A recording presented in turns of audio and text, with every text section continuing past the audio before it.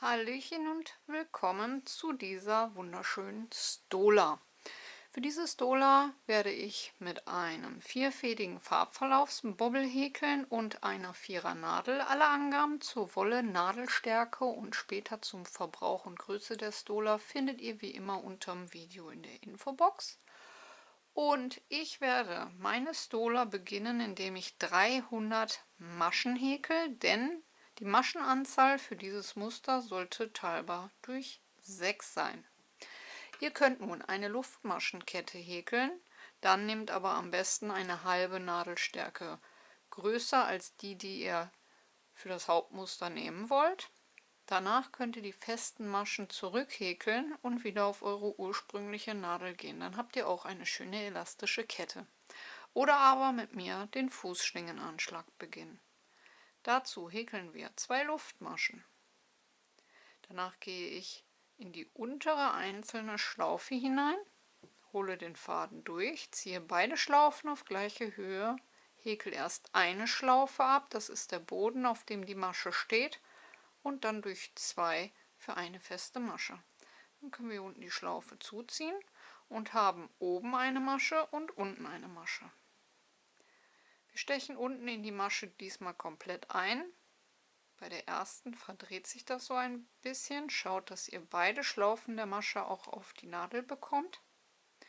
Dann holt ihr den Faden wieder durch, zieht beide Schlaufen wieder auf gleiche Höhe, mascht erst eine ab und dann durch 2. Und dann haben wir auch schon unsere 2 festen Maschen gehäkelt. Nächste gebildete Masche, das lässt sich dann schon leichter einstechen. Faden holen, beide Schlaufen auf gleiche Höhe ziehen, durch eine und durch 2. Nächste gebildete Masche einstechen, Faden holen, beide Schlaufen auf gleiche Höhe, durch eine und durch 2. Und dann habt ihr eine schöne elastische Kette. Und das Ganze häkle ich nun auf 300 feste Maschen. Ihr könnt natürlich individuell auf euch diese Kette anschlagen. Für Kinder natürlich etwas kürzer. Und danach zählt ihr einmal durch und die Maschenanzahl sollte teilbar durch 6 sein. Und wenn ich meine Kette dann soweit fertig gehäkelt habe, dann kommen wir zum Muster. Zurück nach 300 festen Maschen sieht meine Kette so aus. Das ist natürlich eine beachtliche Länge. Und dann kommen wir zum Muster. Reihe 1 beginnt mit 3 Steigeluftmaschen. Danach machen wir einen Umschlag und gehen in die erste Masche hinein und häkeln dort 2 zusätzliche Stäbchen hinein, sodass wir am Anfang optisch 3 Stäbchen haben. Anfänger können sich nun in der zweiten Masche von unten angezählt den Marker setzen, um zu wissen, dass ihr dort auf der Rückreihe dann einstechen müsst für die letzte Masche. Als nächstes machen wir einen Umschlag und nehmen uns die nächsten 5 Maschen und stechen dort immer ein und häkeln ein halbes Stäbchen ab. Faden holen durch 2 Schlaufen. Umschlag, zweite Masche, Faden holen durch 2 Schlaufen. Umschlag, dritte Masche, Faden holen durch 2 Schlaufen. Umschlag, vierte Masche, Faden holen durch 2 Schlaufen und Umschlag, fünfte und letzte Masche, Faden holen durch 2 Schlaufen abhäkeln. Dann haben wir 5 halb abgehäkelte Stäbchen und 6 Schlaufen auf der Nadel und häkeln diese gemeinsam ab und haben somit 5 gemeinsam abgemaschte Stäbchen. Danach darauf achten, welche Masche belegt ist, Umschlag, und gehen in die nächste freie Masche hinein und häkeln dort 5 Stäbchen hinein. Dabei darauf achten, dass ihr die erste Masche hier nicht so groß zieht. Und häkelt dann in diese eine Masche 5 Stäbchen.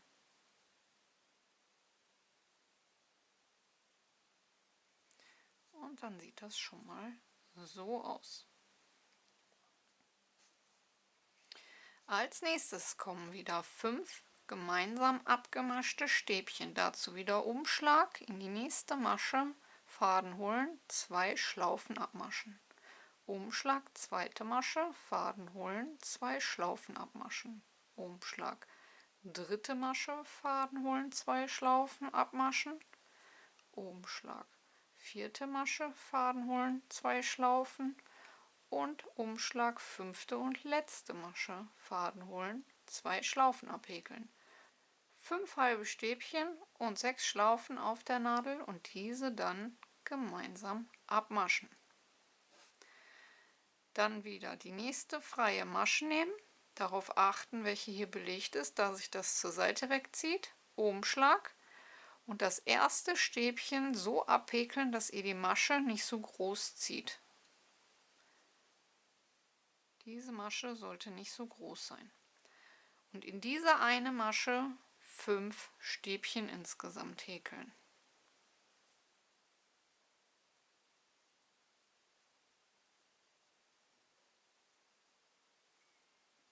Und dann sieht es bereits so aus. Am Anfang hatten wir einen halben Fächer nach oben gehäkelt, danach kam ein Fächer nach unten, wieder ein Fächer nach oben, ein Fächer nach unten und ein Fächer nach oben. Als nächstes kommt wieder der Fächer nach unten, indem wir 5 gemeinsam abgemaschte Stäbchen häkeln. Umschlag erste Masche, zur Hälfte abhäkeln. Umschlag zweite Masche, zur Hälfte abhäkeln. Umschlag dritte Masche, zur Hälfte abhäkeln. Umschlag vierte Masche, zur Hälfte abhäkeln. Und Umschlag fünfte und letzte Masche, zur Hälfte abhäkeln. 6 Schlaufen auf der Nadel und diese wieder gemeinsam. Danach wieder der Fächer nach oben und dabei darauf achten, dass das erste Stäbchen schön eng abgehäkelt wird, dass sich diese Masche hier oben nicht zu weit auseinanderzieht. Und in diese eine Masche wieder insgesamt 5 Stäbchen häkeln.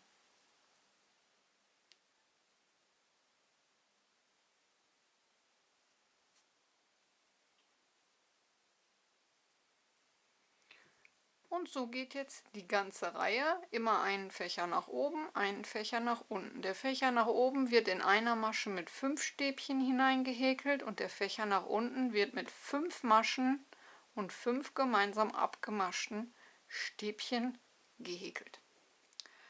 Und so häkeln wir jetzt die restliche Reihe bis zum Ende durch. Immer einen Fächer nach oben und einen Fächer nach unten.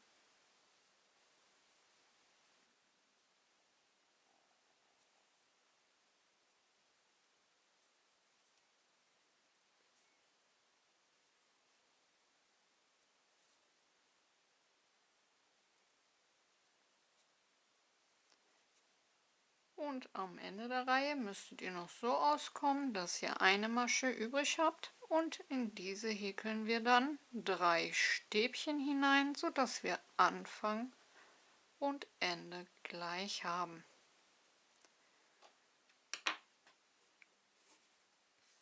So, und das war dann Reihe 1. Kommen wir zu Reihe 2. Reihe 2 ist recht einfach und besteht nur aus Stäbchen. Diese allerdings häkeln wir immer in der hinteren Schlaufe einer Masche. Hierbei ist wichtig, dass ihr nicht direkt hier in diese erste Masche einstecht, denn diese gehört zu den Steigeluftmaschen. Steigeluftmaschen bleiben somit über Steigeluftmaschen.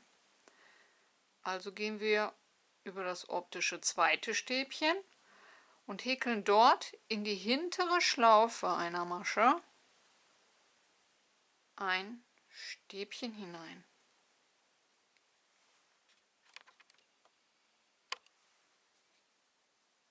Also hier bleiben die Steigeluftmaschen über die Steigeluftmaschen. Wir gehen in das optische zweite Stäbchen und nehmen davon die hintere Schlaufe. Dann wieder Umschlag, nächste Masche, hintere Schlaufe einer Masche einstechen und ein Stäbchen häkeln. Nächstes Stäbchen, die hintere Schlaufe der Masche Und so häkeln wir die ganze Reihe, jede Masche ab, immer in der hinteren Schlaufe ein Stäbchen.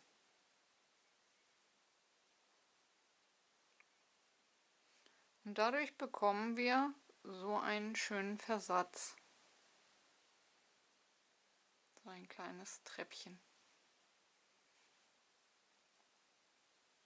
Und so nun die ganze Reihe bis zum Ende.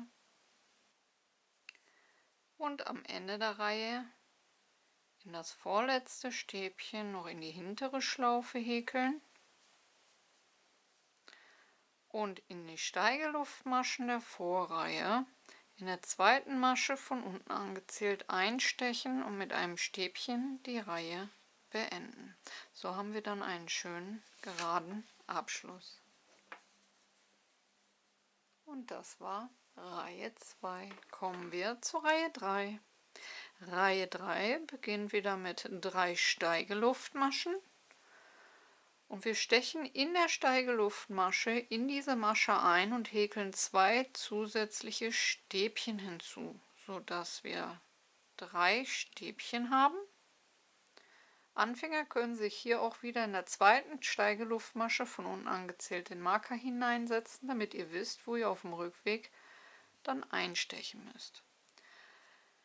Wir häkeln nun wie in Reihe 1, allerdings auch in die hintere Schlaufe jeder Masche. Da dies der halbe Fächer nach oben ist, brauchen wir nun den Fächer nach unten mit 5 gemeinsam abgemaschten Stäbchen. Wir beginnen ab dem zweiten optischen Stäbchen in der hinteren Schlaufe mit einem Umschlag und häkeln ab dort 5 gemeinsam abgemaschte Stäbchen in die nächsten 5 Maschen hinein.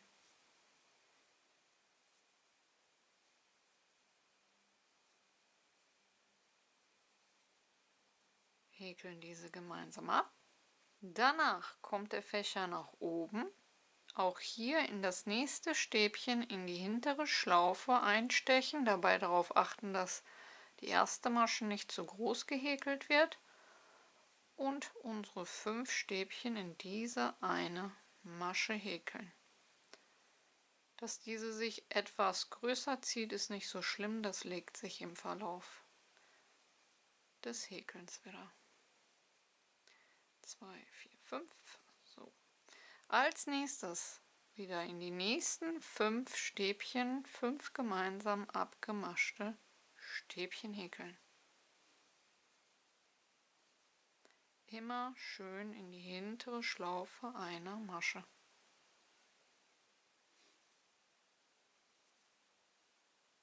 Alle gemeinsam. Und danach wieder den Fächer nach oben, auch in der hinteren Schlaufe der Masche. Die erste Masche schön klein lassen und 4 zusätzliche Stäbchen, sodass wir hier auch wieder einen Fächer aus 5 Stäbchen haben. Und indem wir so häkeln, haben wir auch hier wieder diesen schönen Vorsprung. Und dieser entsteht dann sowohl auf der einen Seite als auch auf der anderen Seite. Und so nun bis zum Ende. Und am Ende der Reihe in der zweiten Steigeluftmasche von unten angezählt 3 Stäbchen in die letzte Masche häkeln. Und somit haben wir Anfang und Ende gleich und einen schönen geraden Abschluss. Und das war Reihe 3. Kommen wir zur Reihe 4. Reihe 4 beginnt wie Reihe 2 mit 3 Steigeluftmaschen. Und auch hier wieder Steigeluftmaschen, bleiben über Steigeluftmaschen. Wir beginnen im zweiten Stäbchen in der hinteren Schlaufe der Masche und häkeln dort unser erstes Stäbchen hinein, sodass wir optisch 2 Stäbchen haben, Steigeluftmaschen über Steigeluftmaschen, zweites Stäbchen über zweites Stäbchen. Und ab hier wird die ganze Reihe wieder in der hinteren Schlaufe mit nur Stäbchen gehäkelt.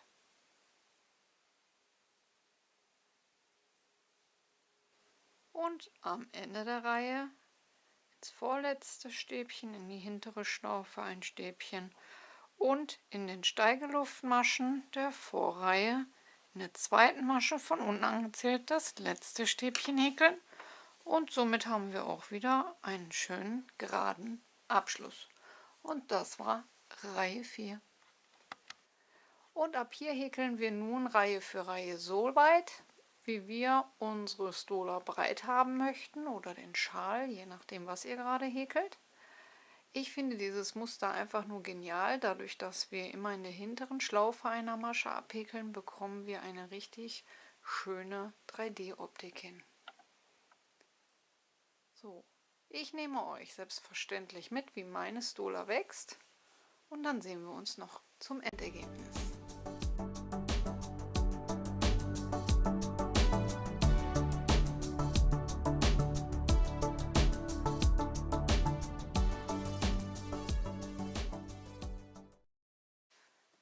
Zurück, ihr Lieben, nach 30 Reihen sieht meine Stola vom Farbverlauf her so aus. Ich bin normalerweise kein Grüntyp, aber in diesem Farbverlauf finde ich selbst das Grün sehr, sehr schön.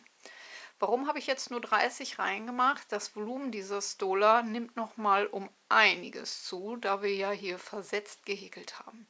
Achtet bitte darauf, nicht, dass ihr nachher viel zu viel habt und sagt, es ist viel zu viel Masse, um es über die Schultern oder um den Hals zu tragen. Nach 30 Reihen reicht mir die Fläche auf jeden Fall, um es wunderschön als Schultertuch zu tragen, aber auch genauso als Schal. Ich hoffe, euch hat die Anleitung und das Muster vor allen Dingen gefallen und ihr seid gut mitgekommen. Vergesst nicht, eure Bewertung dazulassen, wie immer ganz, ganz wichtig. Kanal abonnieren ist kostenlos, Glöckchen drücken und kein Video mehr verpassen. Und ansonsten wünsche ich euch viel Spaß beim Nachwerkeln. Lasst die Nadeln glühen und ich hoffe, wir hören uns zum nächsten Mal. Bis dahin, ciao, ciao.